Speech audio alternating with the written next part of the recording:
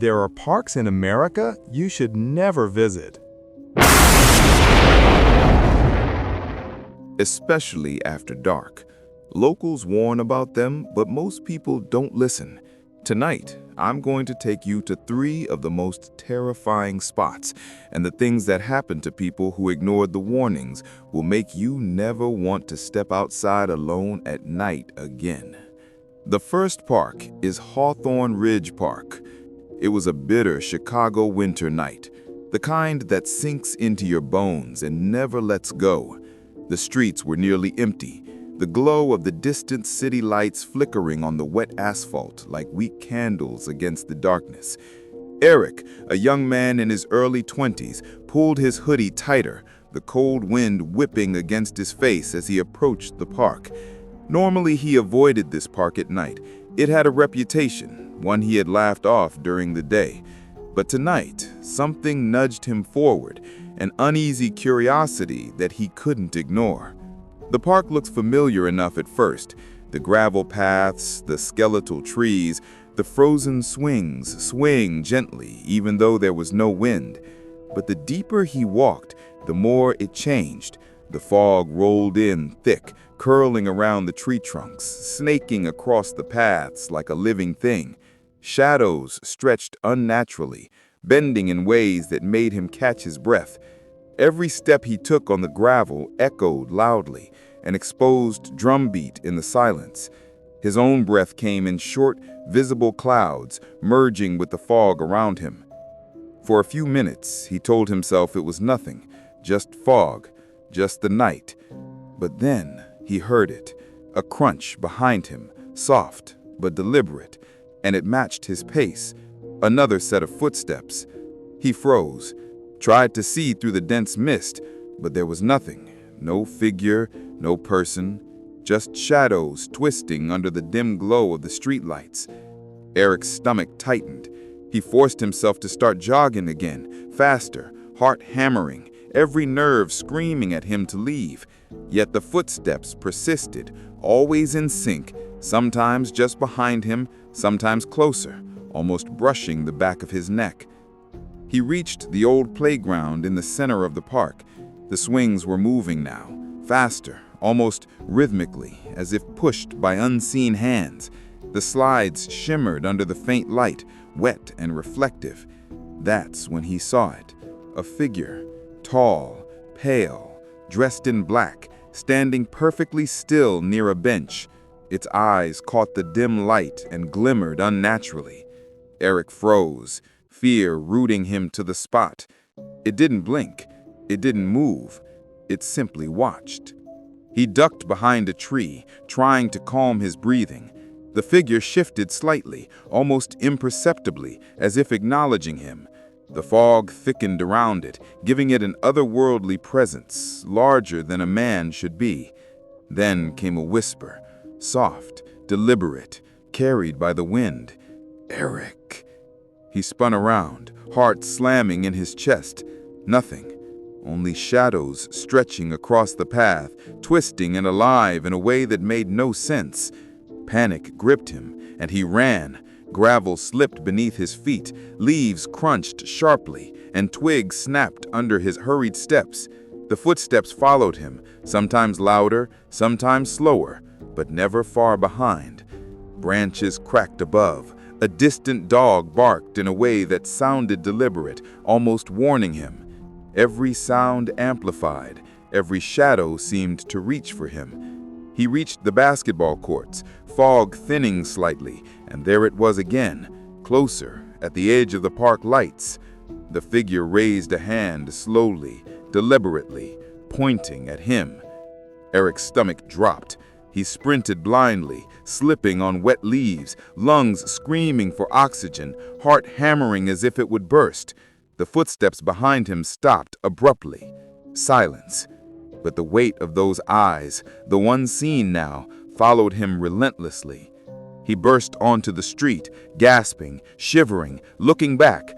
The figure had vanished completely, yet the feeling of being observed, remembered, clung to him. Even the lampposts seemed suspicious, shadows twisting unnaturally in the corners of his vision. He made it home, exhausted and trembling. The image of the tall, pale figure burned into his mind. Eric never returned to that park after dark.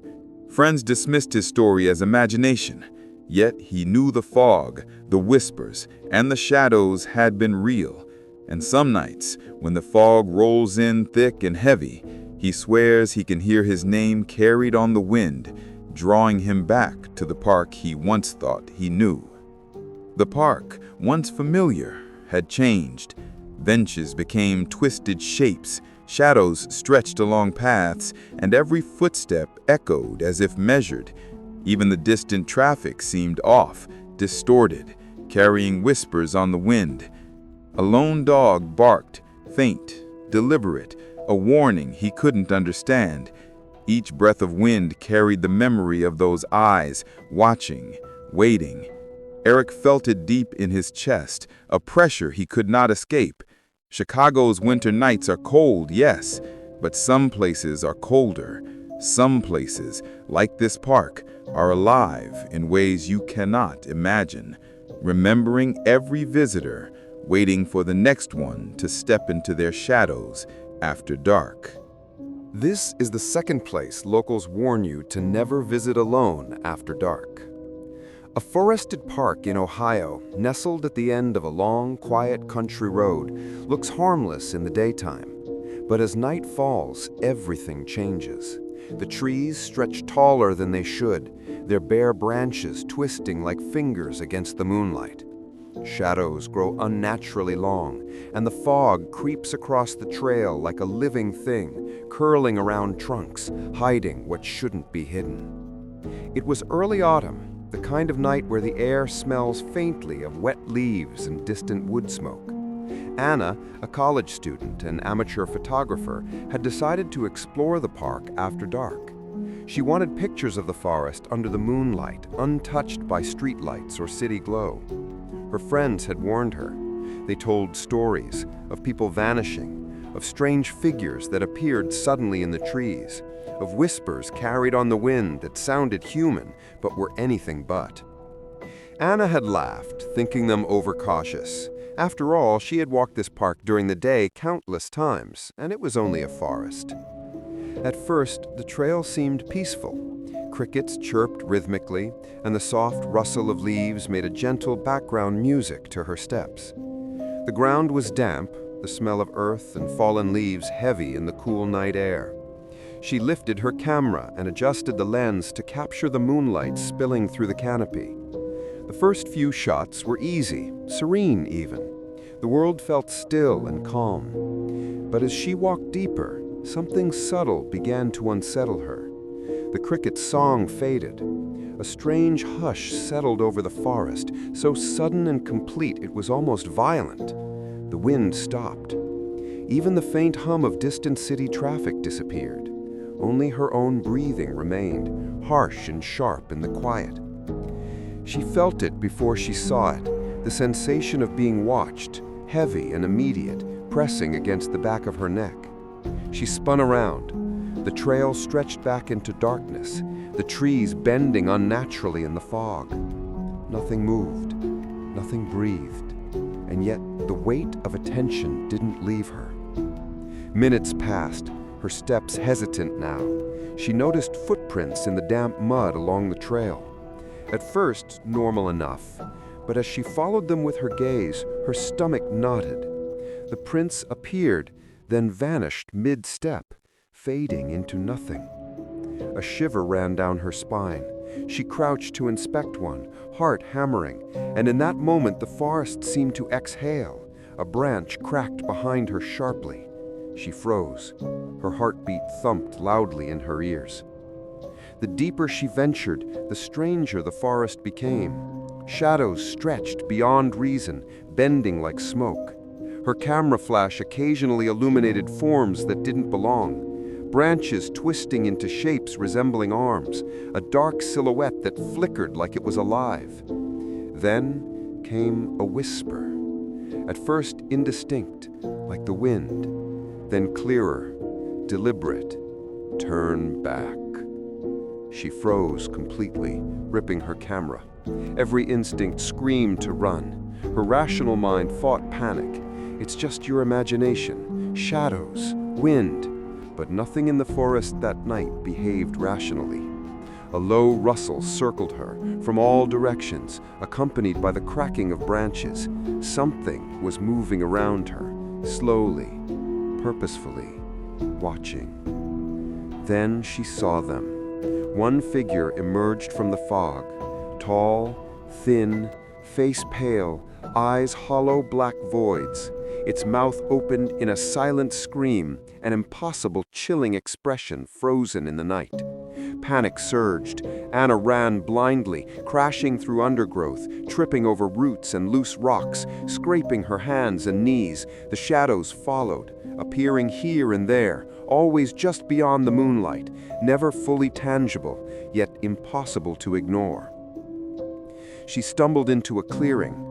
Moonlight revealed dozens of footprints around her, some too large, some grotesquely small, scattered unnaturally, as if the forest itself had been walking around her. Whispers returned, layered and overlapping, indecipherable yet menacing. The forest had trapped her, forcing her to walk in circles. Every direction she turned looked identical: twisted branches, thick fog, the same muddy trails stretching endlessly. Hours, or what felt like hours, passed. Anna's mind blurred. The whispers grew louder, forming almost words, some her own name. Shadows danced at the edges of her vision, reaching, stretching, always watching. Fog thickened, clinging to her clothes, dripping cold moisture down her neck. The forest was alive. Every step she took was measured, observed, noted. She realized this was no ordinary park. It had intent, memory, and patience. Then she saw it fully. One of the figures stepped into the moonlight. Pale, translucent skin stretched tight over elongated bones, hollow black eyes fixed on her. It raised a hand slowly, deliberately, pointing straight at her, as if marking her. Her chest burned with fear. She bolted, adrenaline screaming, lungs burning, legs trembling, the whispers now screaming in her ears. She ran blindly, crashing through the undergrowth, branches tearing at her skin, thorns ripping her jacket. The fog became almost solid, clinging to her, slowing her. Every step she took was a fight. Her camera fell from her hands, its strap snapping, lens cracking. She didn't stop. She couldn't. The shadows swirled, figures appearing and vanishing, whispering, circling, always just beyond reach. The clearing opened to a small bridge over a creek. Moonlight reflected off the water, and for a moment Anna thought she might escape, but the shadows coalesced near the bridge. More of them now, at least 4 or 5 figures, gliding rather than walking, their hollow eyes unblinking. They did not speak, but radiated a presence so heavy it pressed down on her chest. Her legs froze. She felt the cold tendrils of panic crawling into her bones. A voice, louder this time, echoed clearly in her mind. "You shouldn't be here." Not outside, not whispered in the wind, in her mind. The presence was inside her skull. Her vision blurred with tears. Heart pounding, she forced herself to move, inching forward. The figures did not advance, but they didn't retreat either. The fog shifted unnaturally around them, bending the air like heat waves, shimmering in ways that made the skin crawl. Finally, she reached the far side of the bridge. The shadows paused at its edge. One of them extended a hand slowly, beckoning, but she didn't look. She sprinted blindly into the forest, blindly following a faint scent of smoke she thought might lead to the road. She tripped and fell repeatedly, skin torn, clothes soaked with dew, but she still ran, ignoring pain. The whispers never left her, circling her, layering with the distant snapping of twigs, the cries of unseen animals, the rush of blood in her ears. Somehow, after what felt like eternity, the trees began to thin. The fog lifted slightly, and she could see the faint glow of headlights in the distance.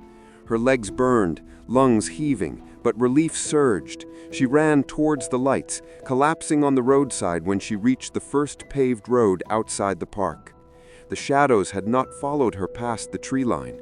She dared to look back. The forest loomed behind her, dark, silent, waiting, hiding secrets that refused to be named. Anna never returned to that park. She warned friends and family, but few believed her. Yet she knew what she had seen. The footprints, the whispers, the figures, they were real.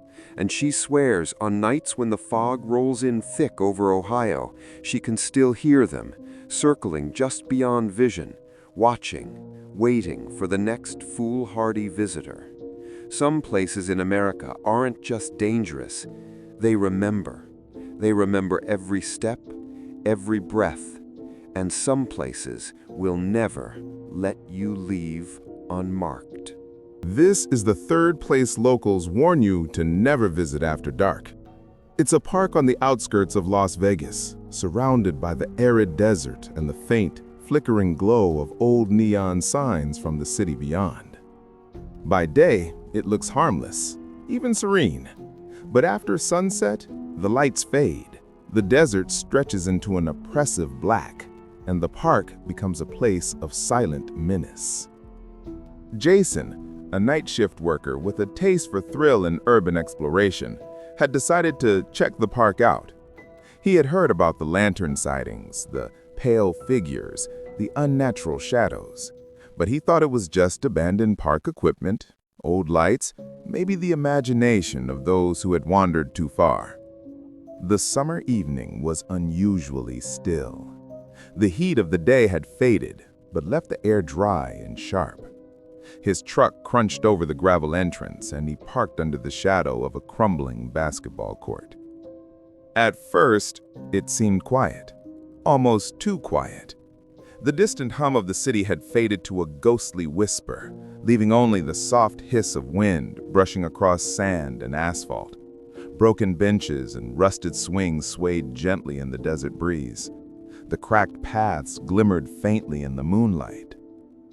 Jason's camera hung around his neck, a flashlight in one hand, as he stepped carefully onto the park path. Every footstep echoed unnaturally, amplified in the night, bouncing off unseen walls of desert and darkness. As he walked deeper, he noticed the shadows changing. They didn't behave as they should. One moment, a shadow fell where a tree stood. The next, it stretched unnaturally across the asphalt, twisting toward him. He shrugged, blaming his imagination. But then he saw it, a faint glow in the distance, a light swaying gently, as if someone held it. Not a flashlight. The glow was warmer, almost lantern-like. Jason froze. Every instinct screamed to leave, but curiosity pushed him forward. As he approached, the figure became visible. Tall, thin, dressed in old tattered white robes, long hair hanging like wet silk, face pale and expressionless, holding a lantern glowing unnaturally bright. The light didn't flicker like normal. It burned steady, casting eerie clarity over the cracked asphalt and desert dust. He stepped closer, heart pounding, trying to convince himself this was a human playing a prank. The figure didn't move, but seemed to watch, and the air felt heavier with each step. A low hum filled his ears, almost musical, yet discordant. Sand at his feet shifted subtly, forming footprints that appeared and vanished as if the desert itself was alive. He noticed the wind swirling around the lantern, fog-like dust rising in curls, yet the night was clear. Suddenly, another figure appeared from the darkness, then another. They didn't run, they didn't speak. They glided forward, pale faces unblinking, lanterns glowing faintly in their hands. Shadows stretched along the cracked paths, moving independently of the figures. Jason's chest tightened. He wanted to scream, but no sound emerged. His throat was dry. Panic clamped his stomach. He tried to step back, but with each move, he felt the figures anticipate him, shadowing his path. Whispers started faintly first, brushing against his ears like silk, then growing louder, layering into indecipherable voices, chanting the same word over and over. Leave, leave, leave. He turned to run toward the truck, but the sand beneath his boots seemed to shift like water, slowing him. His flashlight being caught fleeting movements in the periphery, another figure standing on a bench, lantern's light glinting off hollow eyes, one leaning against a basketball pole, a third just standing in the middle of the cracked path, staring without moving. The desert air felt electric, almost alive, every nerve screaming danger. Jason stumbled, falling face first into the sand. The lanterns illuminated his face in the faint dust glow. He scrambled up, heart pounding, lungs burning, but the whispers grew louder, now overlapping with the sound of scruttling across the dry desert floor. Figures appeared and disappeared like smoke, always returning to observe. One floated close, too close, and for a brief second, Jason swore he saw a twisted grin on the pale face, teeth too long, lips stretched unnaturally. He bolted again. Cracked asphalt gave way to loose sand, slowing him. Behind him, the lantern glow danced across the desert floor. Figures appeared in the distance, and then nearer, emerging from nowhere, always watching, always patient. Jason's mind raced. Every story he had laughed at as legend suddenly felt like a dire warning. His camera hung uselessly, flashlight swinging wildly as he ran. After what felt like hours, he reached an old fountain at the center of the park. Moonlight revealed footprints etched unnaturally into the sand, forming circular patterns around it. They weren't human. Some were too large, some tiny and grotesque, and some appeared layered over each other as if time itself was repeating. He realized the desert wasn't just a backdrop. It was alive, remembering every step, every noise, every intrusion. The largest figure stepped forward from the fountain's shadows, lantern held high. Its hollow eyes locked on Jason. The whisper stopped for a heartbeat. Silence pressed down, suffocating, before returning louder, a chorus of voices layered like 1,000 people chanting inside a skull. The figure raised a hand, pointing straight at him. He felt the weight of centuries in that gesture, an unspoken message. You do not belong here. Jason didn't hesitate. He ran, leaping over broken benches and fallen signs, sand kicking into the air. Every instinct screamed that he leave. The lantern lights flickered and multiplied, now all around him. Figures appeared, disappeared, reappeared, guiding him, or perhaps hurting him, he couldn't tell. Fear twisted in his stomach like fire. Finally, the edge of the park appeared. The distant glow of Las Vegas lights shimmered through the desert haze. He collapsed, gasping, boots caked with sand, sweat streaking his dirt-smeared face. He dared a glance back. The figures stood at the park's edge, unmoving, lanterns glowing faintly, watching, remembering. Then slowly, as he rose, one by one, they receded into the darkness, disappearing into the night and the desert dust. Jason never returned.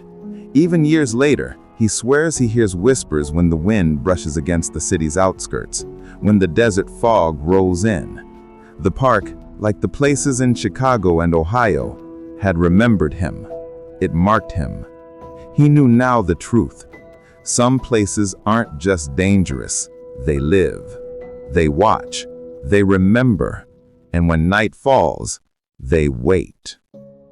And that's why locals say, don't go there, don't wander alone after dark, because some places, once entered, never truly let you leave. The lesson from all three locations is clear. Chicago, Ohio, Las Vegas, different states, different terrain, different legends, but the pattern is the same. Darkness reveals things the day hides. Places remember. People who ignore warnings risk encountering entities that are patient, aware, and relentless. And once you experience it, you know the truth. The night is alive, and some places will never let you walk away unmarked.